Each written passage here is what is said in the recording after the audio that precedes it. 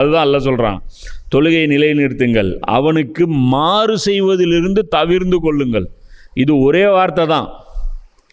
இதுக்குள்ளே ஒரு கடலே அடங்கியிருக்கும். சொல்லுவாங்க ஒரு கடலை வந்து ஒரு கூஜாவில் அடக்கிறதுன்ட்டு. இப்போ சிம்பிளாக சொல்கிறேன், தொழுவுங்க, அல்லாஹ்வுக்கு மாறு செய்யாதீங்க. அல்லாஹ்வுக்கு மாறு செய்கிறதுன்னு என்ன? அல்லாஹ்வுக்கு மாறு செய்யாதீங்கன்னு என்ன அர்த்தம்? அம்மா அப்பாவை மனசு நோக்கடிக்கிற மாதிரி நடந்துக்காதீங்க, இது அல்லாஹ்வுக்கு மாறு. அல்லாஹ் செய்ய வேணான்னு சொல்ல விஷயம். அல்லாஹ்வுக்கு மாறு செய்வதுன்னா என்ன? அல்லாஹ் எதை தடுத்தானோ அதை செய்யாதீங்க. அப்போ லிஸ்ட்டு அப்போ இருக்கிறது ஒரு வார்த்தை, இதுதான் குரானு. புரியா? இதுதான் குரானு.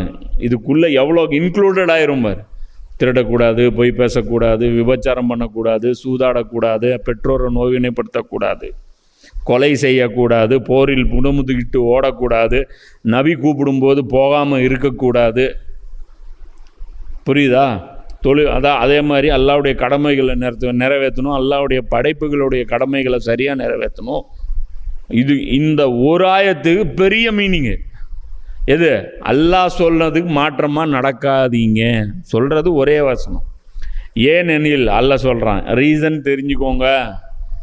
தொழுதா என்ன, அல்லாஹ்வுக்கு மாறு செஞ்சா என்ன? அல்லாஹ் சொல்கிறான், ஏனெனில் நீங்கள் அவனிடமே ஒன்று சேர்க்கப்படுவீர்கள் என்றும் நாங்கள் கட்டளை இடப்பட்டுள்ளோம்.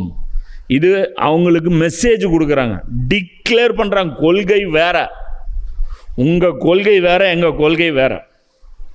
புரியுதா? எங்களுக்கு இதெல்லாம் ஆர்டர்ப்பா, உங்களுக்கு இவ்வளோதான்ப்பா ஆர்டர்.